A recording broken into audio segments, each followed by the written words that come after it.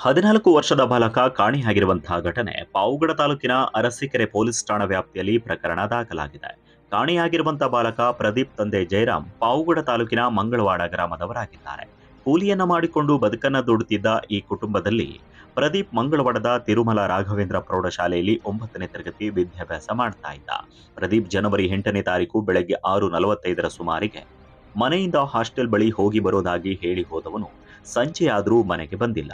ಗಾಬರಿಗೊಂಡಂತ ಹೆತ್ತವರು ಎಲ್ಲಾ ಕಡೆ ವಿಚಾರಿಸಿ ನೋಡಿದ್ರೂ ಪ್ರಯೋಜನವಾಗಿಲ್ಲ. ಇನ್ನು Bengaluru, Tumakuru railway station, bus ನಿಲ್ದಾಣ ಹೀಗೆ ಹಲವು ಪ್ರಮುಖ ಸ್ಥಳಗಳಲ್ಲಿ ಹುಡುಕುವ ಕೆಲಸ ಮಾಡಿದ್ದಾರೆ. ಆದರೆ ಮಗನ ಇರುವಿಕೆಯ ಸುಳಿವು ಸಿಕ್ಕಿಲ್ಲ. ಆ ಹಿನ್ನೆಲೆ ಪಾವಗಡದ ಅರಸೀಕೆರೆ ಪೊಲೀಸ್ ಠಾಣೆಗೆ ಹೋಗಿ ತಂದೆ ಜಯರಾಮ್ ಅವರು ನನ್ನ ಮಗನನ್ನ ಹುಡುಕಿ ಕೊಡುವಂತೆ ಕಂಪ್ಲೇಂಟ್ ಕೊಟ್ಟಿದ್ದಾರೆ.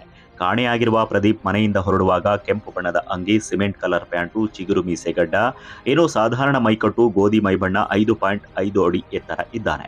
ಹಾಗಾಗಿ ಯಾರಿಗಾದರೂ ಈತನ ಸುಳಿವು ಸಿಕ್ಕಲ್ಲಿ ಕೂಡಲೇ ತುಮಕೂರು ಜಿಲ್ಲೆ ಪಾವಗಡ ತಾಲೂಕಿನ ಅರಸೀಕೆರೆ ಪೊಲೀಸ್ ಠಾಣೆಗೆ ಮಾಹಿತಿ ನೀಡುವಂತೆ ಸಬ್ ಇನ್ಸ್ಪೆಕ್ಟರ್ ತಾರಾ ಸಿಂಗ್ ಅವರು ಮಾಧ್ಯಮಗಳಿಗೆ ತಿಳಿಸಿದ್ದಾರೆ.